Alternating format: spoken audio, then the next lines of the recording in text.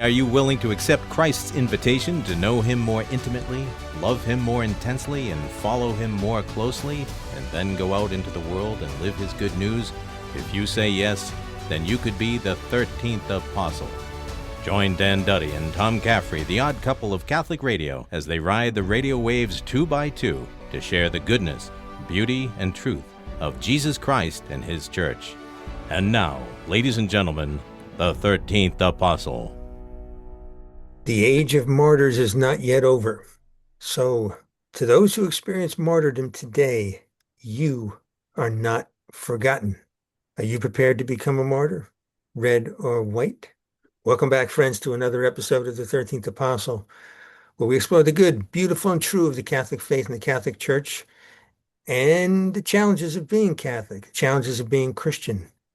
Martyrdom is certainly one of them.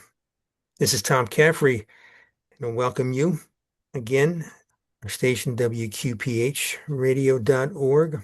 We talked over the years about the challenges that, our tagline is the good, the beautiful, and true. But good doesn't always mean pleasant, doesn't necessarily mean pleasant.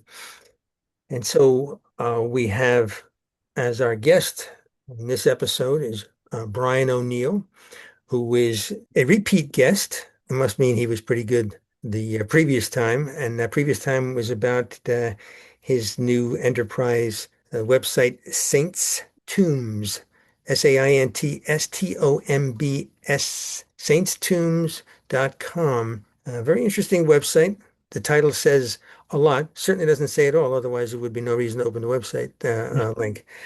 But today we have him on because of his book, 150 North American Martyrs That You Should Know. Brian O'Neill, welcome back to the 13th Apostle. Tom, it's a pleasure to be with you again. Oh, thank you, Brian. So martyrdom is, in some ways, it's a fascinating thing to talk about, to think about, which means that unless you're talking about somebody you know personally who was martyred, is an abstraction. In other words, it's one thing to talk about. We'll talk about anything. You can read about martyrdom and you can read about a lot of things and you can know about it, but you don't, as I've said many times, and most everybody really knows this, you don't know something unless you've experienced it. And of course, if you've experienced martyrdom, you'll know it, but you won't know it in this life. Okay. Others will know about it, which is the reason for your book and the reason we're talking about the martyrs. I know there's been some controversies about martyrs. Maybe we'll get into them. I can think of one, whether to call it chapter. We won't call it a chapter, I guess, but yes, we will. We'll call it a chapter about the martyrs in New Mexico. But we won't jump into that now. We will get to that. Brian, talk to us a little bit about your faith. I know you said in the previous episode, you're cradle Catholic, but you also talked about a conversion. So you're obviously not converting to the Catholic faith since you were baptized into the Catholic faith sometime in your childhood or infancy. So tell us about your faith and then what led you to this book. Yeah, we had growing up in my household a perfunctory, nominal attachment to the faith. We went to Mass every Sunday, but Jesus never truly touched our lives in terms of how we live. We lived as the world lives. And then as a young adult, I got involved with a young adult group and had a conversion experience. And so I started reading about the saints and the martyrs at that point and became just fascinated by them to the point where I would tell people stories and they would give me a deer in the headlights sort of look. They would have no idea who I was talking about. So, for instance, Blessed Franz Jägerstatter, or Blessed Mama Rosa Fabri, and people like this who most have never heard of. So I decided to write a book about it, about these. It was called 39 New Saints You Should Know, and it was about the blesseds and saints created by Pope John Paul II. And then I wrote another book, same publisher, Scepter Press, Scepter Books. It was called Saint Who? 39 Holy Unknowns, about saints that used to be household names or who were always sort of unknown, but who deserve to be better known in our day and time. And then the publisher came to me and said, these two books have done really well. We'd like you to write a third one. We want you to write it about the North American martyrs. And I thought, what? North American martyrs? That's St. Isaac Jogues and companions beginning and end of story. But as I found out, that wasn't at all the case. So, for instance, of the typically named North American martyrs, the first to die was St. John de Brebeuf in 1642. The first person to die on what is now U.S. soil for the faith was Father Juan Padilla, a Franciscan who went with Coronado's search for the city of El Dorado, and he died in 1542. That is the mythical city of El Dorado, right? Correct, correct. They never found it. Spoiler alert. So I started researching this, and there was a priest who was starved and hacked to death by English Protestants on an island off the coast of Virginia named Father Christopher Plunkett. There was a priest named Father James Coyle who was shot in the chest almost point blank in Birmingham, Alabama in 1921. I learned about the nativist and Know Nothing Party violence against our fellows in the faith, about how churches were burned down, hundreds of people killed at one time, things like this. If you go to Philadelphia, for instance, even though the faith was legal to practice there during colonial times, one of few places in the 13th colonies, there's a place called Old St. Joseph. And were it not for the sign hanging above the door, you would never know that a church was there because they hid it so as to not arouse the ire and violence of their Protestant neighbors. It's a fascinating history, goes back to the 16th century. It continues into the 20th century. On the day we're recording this is the feast of Blessed Stanley Rother, the first American recognized as a martyr by the Vatican, and so on and so forth. So a lot of Catholic blood has been spilled on this continent, both the US, Mexico, and Canada. A lot of people from this land have gone overseas and lost their lives in service of the faith. I want to jump in and say I'm very glad Sure. you brought up Blessed Father Stanley Rother. I saw a documentary on him several years ago, and I had never heard of him. And I was deeply moved by his story. And I urge the our friends in the audience to look him up, read his story, see if you can find that documentary. I don't know, it's been too long. I don't remember what the I guess whether it was YouTube or I'm going to guess it was YouTube, but I'm not sure. But anyways, a powerful story. Touching. Yeah, and a new documentary is coming out in late August called Ah, American Martyr, The Stanley Rother Story. ah, And it will be in theaters, I believe, August 25th and 26th, with August 27th being the date it's in theaters for in the Spanish language. So wow. I have seen the film, and he is a true hero. We don't know anything. We American Catholics don't know anything about the history of the church in our country, except that maybe it starts with John F. Kennedy becoming the first Catholic president. That's really as far back as it stretches. But And we it's see a St. re Patrick's Cathedral on Christmas time. Uh, but this, what we're talking about, what you've written about in your book, the 150 North American martyrs that you should know. This is this really is the blood of the martyrs, is the seed of the Catholic Church in the Americas. Yes, and reading 150 North American martyrs you should know will give people an understanding of that and an understanding of the history of the Catholic Church in our country. It's far different than most people imagine or know. Now, Pope Benedict the 16th, he wrote, and from what I've read and heard, uh, more in response to the maybe explosion to the proliferation of saints in John Paul II's pontificate. The Pope Benedict the 16th was trying to apply some brakes on that process, saying, we really got to be real serious and intentional about and truthful about maybe truthful is the wrong word, careful about who is put forward as a martyr.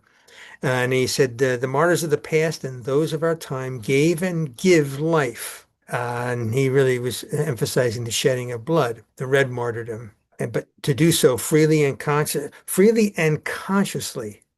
So in a supreme act of love, witnessing to their faithfulness to Christ, to the gospel, and to the church. So there was a discussion about a French priest, as this was several years ago, who had his throat slit in the middle of celebrating Mass, and he Right. died. And people were quick to call him a martyr, but there was pushback because part of martyrdom is that you know of the hatred of your enemy and that you are offering yourself in martyrdom. It's not just accidental. So it was very interesting.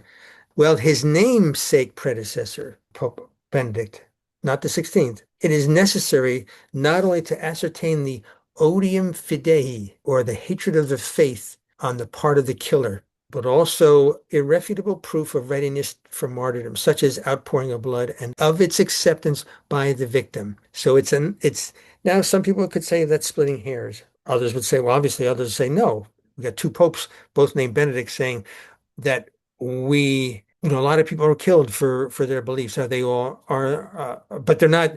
They're killed unbeknownst to themselves that it's for their faith, or it's in a war, or something like that. It's they're crusaders.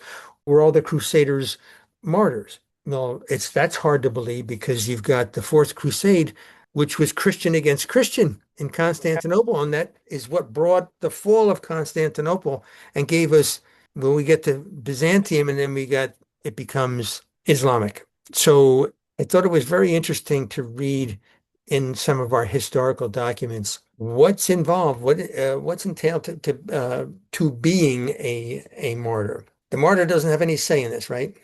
It's those of Yeah. us. A saint doesn't have anything to say about themselves and whether they're saints. This is by those. It's like, Brian, you can't call well, you can, but that would be, in my view, and I'm sure in the great view, illegitimate if you called yourself a hero. Right.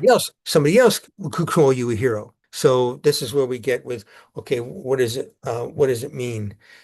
I think that you talk about the persecution of North Americans, but in the colonies. So we're not talking Canada yet. You talk which happened as you detail, Yeah. but in the colonies. So talk about the experience of Catholic martyrs from the persecution in the 13 colonies. Sure. So there is up in Maine, there was a French priest named Venerable Sebastian Rall.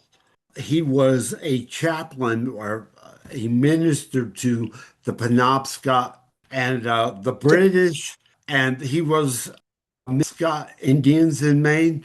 He had a lot of converts. Most villages were Christian villages. The British tried to steal the Penobscot's land. very often. And he would not, told him, leave there so because it's too dangerous to you. Blessed Stanley Rother, he would not leave his people, even though it meant likely certain death for him. And indeed, one day the British attacked one of the villages, and he protected to the greatest extent possible his people so that they could run and get away from the British, and they shot him. There were things like that. We all know that Charles Carroll was the only Catholic signer of the Declaration of Independence.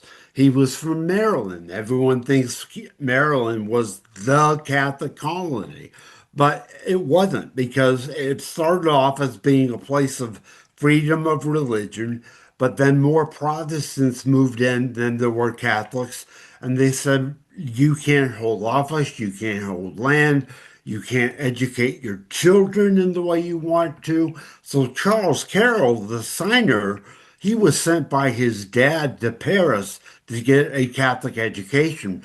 And the father wrote his son saying, if I was younger and could do it all over again, I would not be in this land because it's so bad of a place to be a Catholic.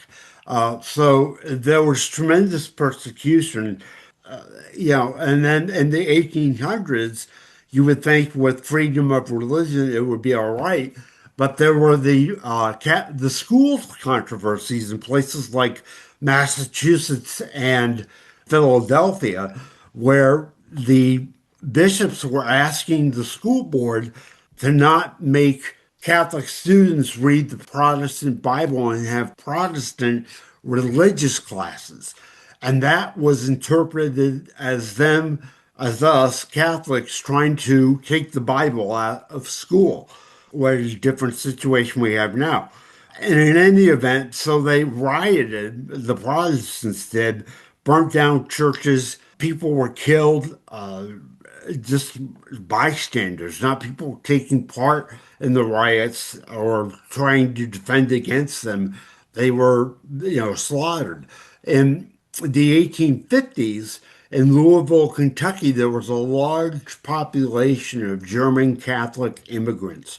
And the nativists and the know-nothings wanted to prevent them from voting. So what they did was the night before the election, they set fire to their houses.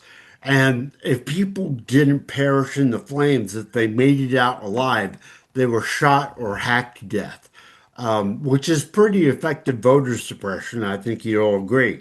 So, there are stories like this that populate our nation's history, sadly, throughout its time as, the beginning of the colonies to relatively recently.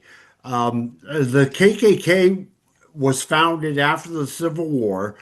It kind of died out, but with the influx of Catholic and Jewish immigrants, it was refounded to not only go against blacks, but to go against Catholics and Jews. In places like Muncie, Indiana, where my great grandfather lived, he ran for mayor in part to stand up against the Klan. Didn't win, but because the Klan was so strong in places like Indiana. So it's it wasn't until John Kennedy became president that we started to emerge from the proverbial ghetto and start being an accepted part of the American fabric. But even just a couple weeks ago, I was on a Descendants of the American Revolution Facebook group, and this one guy acting under an assumed name attacked me for being Catholic and saying how we can't be true Americans and how we had nothing to do with the revolution. So it's still with us today. It's a good segue into thinking what I was thinking, that, of course, we should never despair and give up hope. Sure. I think that's true for everybody, whatever your identification is. But certainly as a Christian, you referenced the KKK, Ku Klux Klan, and they're no longer in power. We can think of many powerful groups throughout history that just seemed unstoppable, and yet they Right. were stopped. our challenge today, and I know you talk about this, is maybe we'll call it the soft oppression, the soft persecution in our post-Christian West, whether that's Europe, North America, and we'll say South America too, but certainly it's much, much less in South America, but in Europe, Canada, and the United States. But that we brought on ourselves, where we have, I don't like the term lost our faith. That's like something happened to you. It's more of you've walked away, you've stepped away from your faith, you've denied your faith, you've rejected your faith, ignored it, however you want to do it, to say it. And so nature abhors a vacuum, and other things are filled, whether that's materialism, scientism, Islam, and there is persecutions. And not that's again, that's oh, it's not just in the abstract, right? It's we can talk about this persecution where you don't want to have the name of God be said, but it's also in our families, where for many of us, our family is not Catholic, they're not Christian, they've denied it, they've rejected the faith of their childhood, and they don't want it brought up, they don't want to discuss it. And if you bring up Christ, you bring up, it's like you've said a terrible word. So I think the chapter, and I've referenced it early on about New Mexico. Right. So this is my question to you, Brian O'Neill. Why was the New Mexico territory, why was it the most dangerous place for missionaries? Because you had such a strong identification by the natives with not only their culture, but their religion. And it was also dangerous, though. We have to, and so they didn't like the friars, the Franciscan friars coming in and trying to convert them, even though the seed of conversion produced much fruit amongst the Pueblo and other bands of Indians. The sad thing, though, is that it was partly the Spanish settlers who caused problems by not respecting the Pueblo, even Pueblo converts. And even the friars did things to destroy Pueblo culture. At first, that wasn't the case. At first, they thought, okay, let's assimilate into for the natives the good things about their culture and their religion that are compatible with Christianity. But then some later friars came along and they just showed no respect for the natives, their culture, or their historical beliefs. And as a result, they got a band of 8,000 Pueblo Indians and attacked all the missions and destroyed them, decimated them.